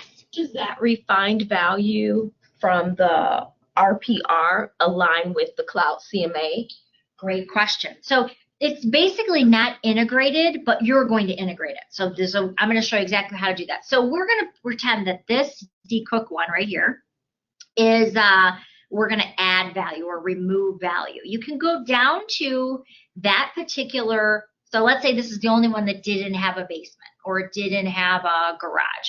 You're going to put what it is. So we're going to do upscale kitchen remodel. Maybe you notice that this one particularly sold for more. You want to justify that to them, right? You want to tell them, why did this house sell for more than maybe yours will? So we're going to say upscale kitchen remodel. And now I'm going to put in our value. So in this case, it was we're going to say $5,000 value. And that's going to show a total adjustment of $5,000 for an upscale kitchen. You could also do a negative. So let's say this one didn't remodel the kitchen. It's a negative value. You can also just do the minus next to it. And now we've got a negative value. It just took $5,000 off of what that comp was. So there's ways to do that. You could also just put it in the notes so that they're aware, yeah, they did a lot of updates, so you don't forget to tell them. So these are all things that you can incorporate into your CMA that make your CMA even more valuable. Does that make sense? All right, so really, if you don't do anything on this page, it's totally fine. It's really more of an agent page to go through the comps to show you kind of an overview before you create the report. There's one last thing on this page. If you want to, you don't have to, you can put your own value. So remember that story I told you about the blue shag carpeting? Well, the average comp was $250 at that point. However, my suggested price range was going to be between $210 and $220 because it needed a lot of updating. So this is where I could put my own suggested list price. So I could put in something like a range of $210 to $220. This way, I'm not using the comp value because I know it needs more updating. It's a way to put your own in. If you click on this net sheet, now I'm going to be honest, I am not a fan of this. So I'm going to show you it's here, but I'm going to tell you a better way. Whether you use zip form, whether you use transaction desk, if you are properly netting out a seller, using a forms product is way easier than using their net out sheet because it calculates, it puts like your brokerage fee in, it does a lot of those things for you. It's already calculated to do that in many cases. Here, you have to do it individually. I'm not a fan of this one. You can use it if you don't have a net out sheet, but most boards have a net out sheet. I would certainly use that and just save it and bring it into your CMA. Way, way easier to do than to go and do that every time. Okay, so lastly, customizing. So really on this page, if you don't do anything, it's fine. It's just showing you the comps that you've selected. Really what makes your CMA special is the way you customize your report, what you add to your report, the custom pages that you're including, the BSNA record, the educating them with the fast stats. Those are the key pieces. When you're customizing the report, the thing to remember is you can set up a template. So every time you do a CMA, it plops everything in for you. You're ready to go. You don't have to manually do it. The first time you go into Cloud, though, you want to make sure that you are in the right colors. You do not want to walk in. Don't want to walk in if you are with Remax with the Century 21 colors, right? That doesn't make any sense, or vice versa. So you want to go in, you want to make sure that you're using the appropriate company colors. There's all different types of colors. I like the modern themes, by the way, because it puts your photo on everything and your tagline at the bottom. I just think that looks a little bit nicer. You can have your address and things like that. But you remember what we're loving about the old school stuff now? QR codes are making a comeback. They are. That's true. Yep. Very true. But I like the modern ones better. Yeah. Much more sleek. Yeah. And you can still include a QR code, but yeah, I like it much better. Okay, so the layout is just referring how you want your comps stacked up. If you want a shorter one, if you're going to print it, well, then you may want to do a layout with 4 properties on it. All right, so the next one is obviously your template. So setting up, you might want a short template. Now, as you can see, I've named one counting short CMA package. Counting's awesome, so you can make as many as you want. I will tell you, I'm going to show you something called the lead generation piece, where you can actually get leads right from a page that Cloud has already created for you. When you're doing that, though, you want to make sure that you have a template called Web Lead. And the reason is when you set up this lead generation, it will automatically search for your template called Web Lead, and it will send it out to a new lead that comes from this squeeze page, which is really cool. I'm going to show you that in just a second. But you can set up as many templates as you want. Another cool thing, you can drag and drop these pages in the order that you want. So if you don't like a page where it is, you can move it. If you want to get a quick view of the page, just click on the form title. It'll show you what's going to be on that page, so you can decide, is that a page you want to include or not? Think of this page this way. Everything that's on your CMA report is going to be included in the report. If you don't want a particular thing, like maybe you don't want the listings page, you can remove it by simply clicking the minus next to it.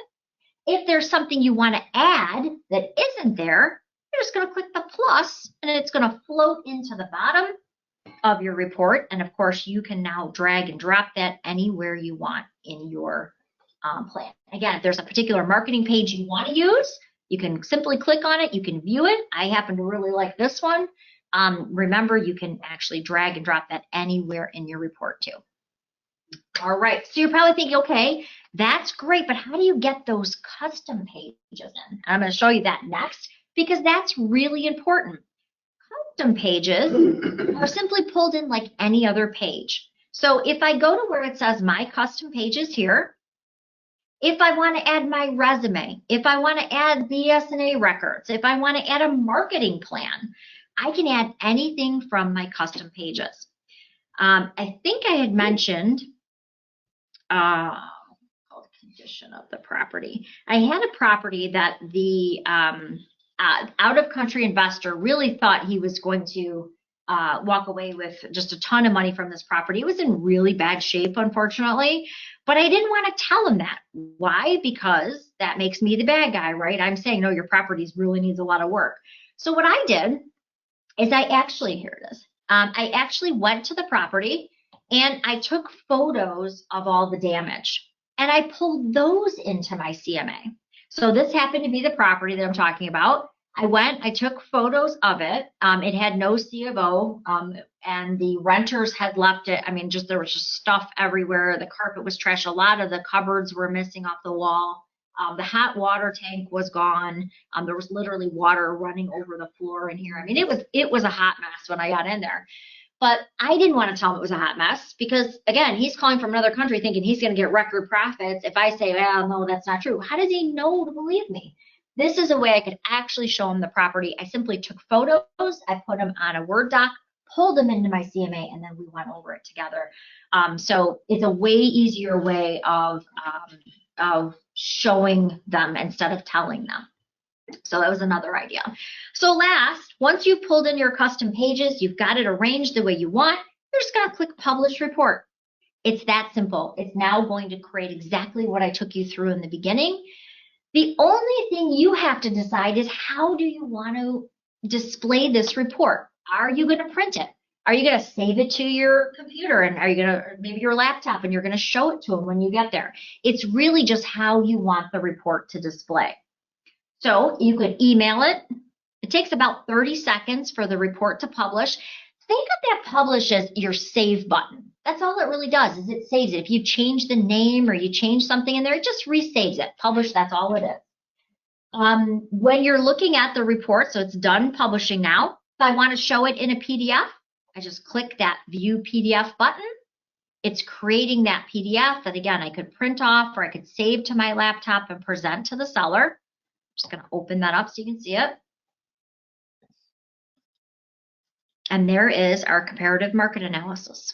So see our great public record photo that we put on from the front, our map of our comparable listings, what the homes are worth, all of that's right here. So it's really just that simple. So that's if you wanted to do it in a PDF format. But what if you wanted to use that new live interactive version that I told you about. All you're going to do, you make it the same way. It's just how do you want to display it? So in this case, I want to do the View Live Interactive CMA. Again, this is very new. I happen to love this. I think it's just really cool. It makes a great presentation when you're sitting next to your seller. Or again, you could even do it via live stream. There are several different ways to live stream it. If you go to this hamburger stack up here to the left, you could present it via Zoom. You could present it via Microsoft Teams, Skype, Screen, or Google Hangouts. And basically, you can add custom pages as well. You could go through the whole presentation, like start presentation. This is where you can also add your resume, your video resume that will appear here. This is my favorite part coming up. This is where it highlights those changes. So as you can see here, here's our subject property. Here's this one may have had additional square footage, may have had a larger lot, but it's going to highlight that. So I can very quickly go through this with my seller and educate them on why something closed for less or more. In notes, I'm going to see any notes that I've put in here, but here's my favorite part. So Matt's at the listing appointment.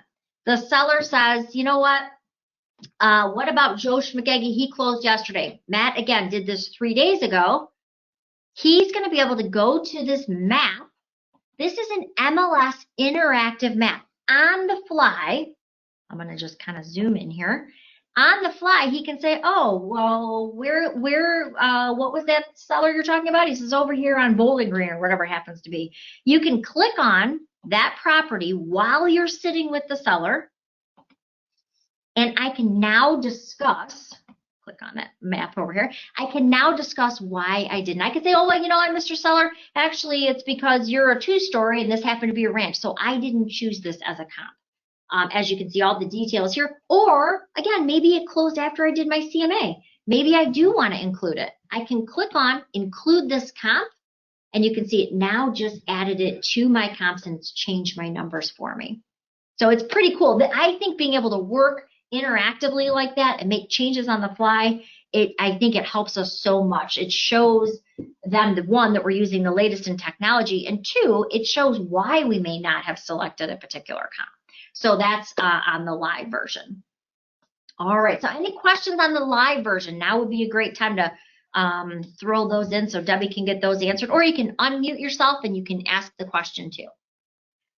All right, so basically it's simply how do you want to display it? Do you want to display it in a PDF version, or do you want to use that live version? You can also email it out to that seller. The last thing I wanted to show you is how to pull in those custom pages and how to use the lead generation tool.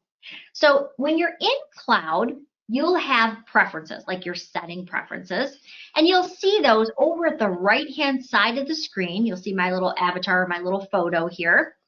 When you click on that, one of the options is custom pages. Custom pages are so easy. I think people get intimidated by it, but once you see it, you'll be like, oh, anybody can do that, even me. So if you go to your custom pages, they actually give you a couple that they've already made for you that you can just edit. So let's say you wanted to add a resume, or let's say you wanted to do what I did with my company. You can simply go to that page. You can click on the pencil icon, and you can copy and paste. You can put in links. You can put in photos. You can copy and paste right from your website. Plop it right in there, hit save, and you're good to go.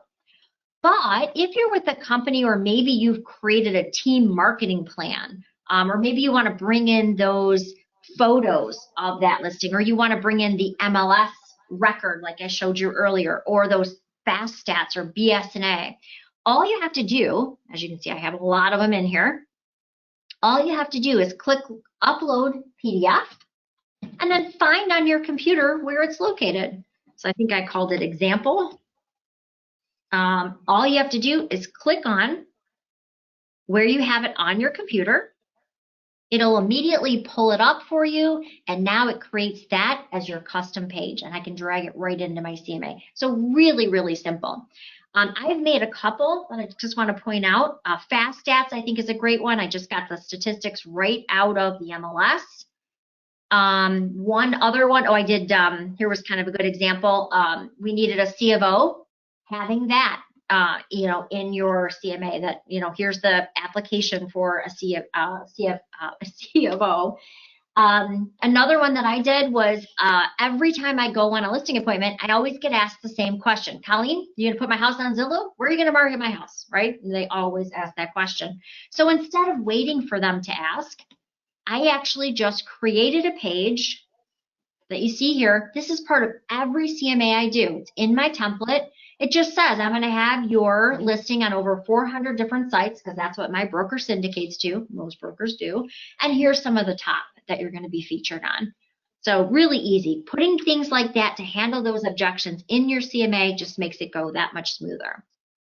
Then lastly, the last thing I want to show you is where you can go to use the lead generation tool. So let me show you that next. The lead generation tool, just like where we found custom pages, is right under your avatar. And it says lead generation right on. Really what this is it's a squeeze page to squeeze information from someone who may be on your social media or maybe you've emailed. The idea is many people, when they're starting to think about selling their home, they don't want to yet be contacted by an agent, right? Because if they contact you, now you're going to be calling them. Maybe they're just not quite ready. So the idea is you can use this lead generation tool, post it onto social media. When they click on it, it's returning the lead to you, the agent, to start working with them. They don't even know that behind the scenes. They just think it's giving them some information about their house, right? Like a number. So let me show you how it works. When you go into the lead generation tool, there is basically a landing page that's already set up for you. If you want to view your landing page, you can just click on it. This is what mine looks like. So really, really easy. Basically, the landing page is a link. That's all it really is. So when I go into mine, let me go back so you can see it. When I go into my landing page, I just click copy the link. That link that I'm copying is just taking them to where they think they're going to get information on their home. And they do, by the way. They get information on the subject property and a couple random comps. But really what they predominantly got is a lot of information about you. Things like your resume, things like who you are in the market, what company you work for. That's whatever you put in your template for web lead is what's emailed to them. So I'm going to show you kind of an example of this. I'm going to copy the link. And then obviously I'm going to post onto social media. So I actually created one so I can show you kind of what it looks like here. I can find it pretty quickly. Okay, so on my page over here, and by the way, this is a great thing to do if you've got, especially your business page. I have a business page which is also connected to my personal page, which is the way that they say we should be doing it. Let me just pop over here so you can see my business page. Couple quick things to note about your business page is on your business page, did you know you can actually attach your app, which I did not know. I think it's very cool, so that they can download an app when they come to see you. I've got it.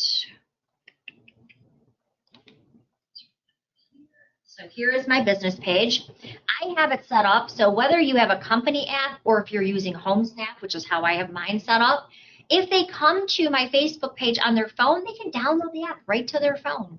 And now we are connected, meaning anything they look at, I can see what they're looking at. They're connected. They're not getting other agent information. They're only seeing me. But if I go to that squeeze page we were just talking about, let me show you kind of an example of it. So what I did is I wrote a call to action talking about, and I did this one a little bit ago, how sellers are still in a great position to sell their homes. There's still low inventory. So I write a call to action, something like that. I've actually included the market stats. You could do fast stats as well. But I say, would you like to see similar results for you? You can call me today or simply click on the link below. The idea is to get them to click on the lead generation link. When they click on that, it's taking them to that landing page. Let me show you what they're going to see. That consumer on Facebook gets, what is your home worth? You want to know what your home is worth? Just put in your address. All they have to do is start typing their address, and it's going to start sending them information from me as whatever I've included in my web lead. So we're gonna use our 41539 Wessel again. They're gonna start typing. It's gonna quick fill their address. They click on want to know what it's worth. Great. Just put in your name. By the way, they do have to include an email address, and it has to be valid. It will only send it to a valid email address. And they can click email my report. As soon as you do that, it's now sending out whatever you've put in your web lead to them. So your marketing plan, who you are. But it's really cool because guess what you just got as the agent? Their name, their address that they want to sell, and their phone number. And it's emailed it right to you. It also pops up a page in front of them that says, hey, you can reach Colleen here to get a more accurate valuation of your home, or simply email her. That's, again, delivered right to them. And it's also now just sent them an email with all of the information you've put in your web lead. So you actually customize what you want them to see when they click on this. You can do things like you can add this to your email, your subject line of your email. If you see right down here, oh, I don't think it did include. I think I used it on mine. You can actually add it right to your subject line. They can click on it. So if you email it, they're going to see it there. And then, so I can quickly show you. You, the agent, of course, are getting their contact information. So what I just got as the agent, as you can see in my email, Colleen DeLange, this is coming to the agent. You just got a new lead. Here's their address, here's their email address, and here's what they received. It's also back in your cloud account. So if you miss it in your email, you'll see it in your cloud account. They, of course, just got a complimentary CMA branded with my information, who I am. They can click view report and get all the details set up in your web lead. So I know I ran a little over. Debbie, do we have any questions that? None coming in just yet, so it's a perfect time if you guys have any questions to throw them into your chat box or the questions box, either way. Colleen, with that lead, is there a way that you can get their telephone number, or they just only information will be? So it has a place for an optional telephone number, but it doesn't force them to fill it out. So, and most people don't, but at least you have what's the key thing is you have their address. Yeah. Now, if you go into HomeSnap and you plug in that address, even if it's not listed, remember you can see the cell phone number and email address in most cases of sellers, even if they're not listed. Do you, I'm sorry to cut you off. If you get a email address only from that lead, do you normally take the next step to call them, or do you communicate via email or send them? I usually, however I got it, I usually reach out that way first, but then I do follow up with a phone call. Even if they don't provide a telephone number, you will follow it with a. I usually start with the text because it's less intrusive, and then from the text, if I don't hear anything, I usually try 5 touches, which I know is Al's big thing. I try the 5-touch method. So I try to email them first because that's something they gave me. From there, I then go usually into HomeSnap and I will pull it up. If it's on the do not call, then I keep emailing. But generally, HomeSnap is a really good spot to find other email addresses, other cell phone numbers, and if they're not living in the residence too, it's a good place. I found that I was paying for those records before, and I found HomeSnap's better than I was paying for. So have you gotten good responses from just email only when you? No, generally not.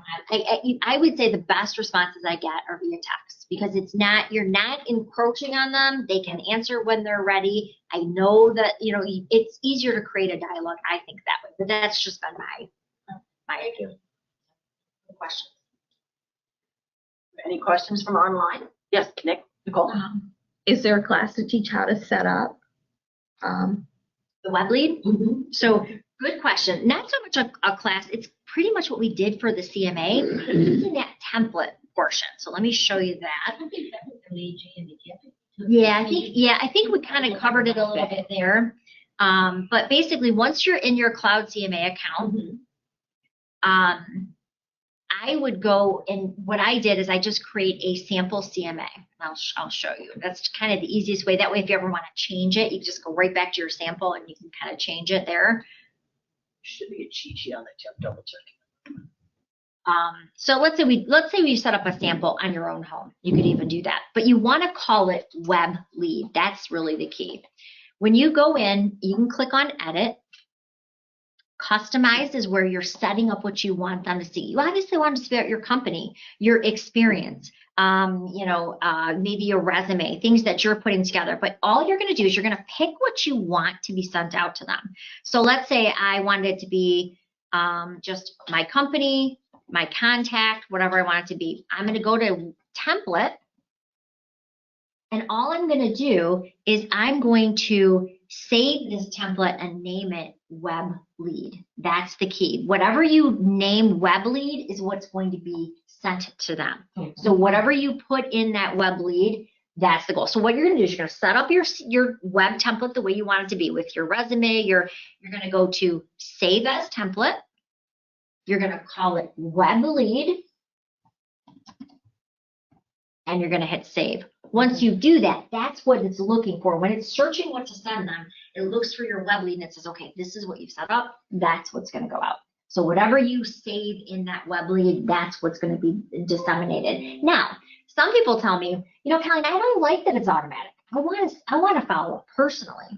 So if that's you, I don't, because if I'm teaching in a 2-hour class, I want them to get something right away and forget about me in 5 minutes, right? I want them to get like something immediately. They click the button and there I am, bam, within a couple seconds. So if you are one of those people and you're like, I want to send it out personally. I'm always watching my email. If I get the lead, I want to really customize what goes to them. That's great. You can do that in your lead generation. There is a button that says automatically notify. If you don't want them to automatically get what's in your web lead and you want to send something yourself, you can uncheck that and send it yourself when you get the lead. I'm just not that good. Especially teaching classes and stuff, they'll forget about me in 2 hours. But you can also share these things on Facebook. You can put them on your website. You can copy that. I'll show you what I did in my email, in my RealTor email. When I create an email, I have to put it in here. No, maybe I put it in this one. I thought I added it here, but you can actually just embed it right here. So you can actually just click on it just like this. They can click on it. You want to know what your home is worth? They click on it, and again, you're getting that lead. It's taking them to that same squeeze page. So you can put it in multiple areas. But hopefully that helps give you a good tour of Cloud CMA. I know I covered a whole lot. Don't worry. We are recording this, so you can go back if you missed something or you had to step away and take a call. All of this is recorded, and it will be on our YouTube channel, which is simply YouTube.com/MyRealSourceMedia. Debbie has done a phenomenal job of getting all these videos uploaded and edited, and she created these cool playlists that if you're looking for information on CMAs, you can go right to the playlist that says CMAs or showing time or market stats or generating leads. All of them are there. You can go through it. You can pick the date. So you can find this class date and you can watch it if you missed anything. And I just did double check on that creating the web lead template for what you were talking about in Cloud CMA. Oh, cool. I only did the quick tip video on that one, so I will email the class. And then actually, I believe I should make a cheat sheet out of it, huh? Yeah, that's I'll put that on my to-do list. That is a good one. Debbie did an awesome job with this quick tips library. If you haven't checked it out, she was really smart. We were getting the same things coming through support. And she said, for each one of those, what if I did like a 2-minute little video that said, how do you add a contact to the Clap Center? How do you fill out seller's disclosures from Transaction Desk and allow your seller to do that for you? So what she did is she put together this quick tips video library, and I think she's done like 65 of them now. Yeah. And there's one on all the popular how-tos, and they're just 2 or 3 minute little quick, easy things. A lot of them, some of them I didn't even know, but it's a really easy way to go through this. So as she mentioned, she did do one on the web leads. I'll see if I can find it really quick. Number 55. Because actually it says Cloud CMA lead gen is even better. It does not state the web lead template. So so there's great little quick tips in here. I think they're really helpful. But Debbie will show you step by step, how to set up your lead gen. We do show that in the lead gen class too. And I know I'm a little over on time, but Debbie, anything else? Did we miss? I think we got it. Actually, do you want to show them where the cheat sheets are in Paragon? Sure. So not only do you have access to the videos, but if you would rather read it in a quick sheet that you could print off, maybe it's something you want to have handy, right up in MLS documents, Debbie has made an entire education folder, which I think in 89 cheat sheets. So Actually, go to the next one, the MIRS education. That's our special folder. We have even more. Yeah, Colleen, we have access to all of the vendor MLSs. So we typically don't scroll down all the way. yeah, you only see the My Resource one, John, but 102 in the MRIS education file folder. You can click that open. And what I do is, like, if you just want tips on cloud, type in the word cloud and enter. It's just going to show you the handouts for cloud. So if you wanted the lead generation handout, you can simply click on it. You can, again, it's a PDF. You can print it off. You could save it to your computer if it's something that you need quite often. But as you can see, Debbie's done a great job of giving it a quick and easy how-to. Let me blow it up a little bit here. And if there's anything you guys want added there, always let me know. If there's something that you need help on and we don't have a cheat sheet, I try to get that going. What tab again was that?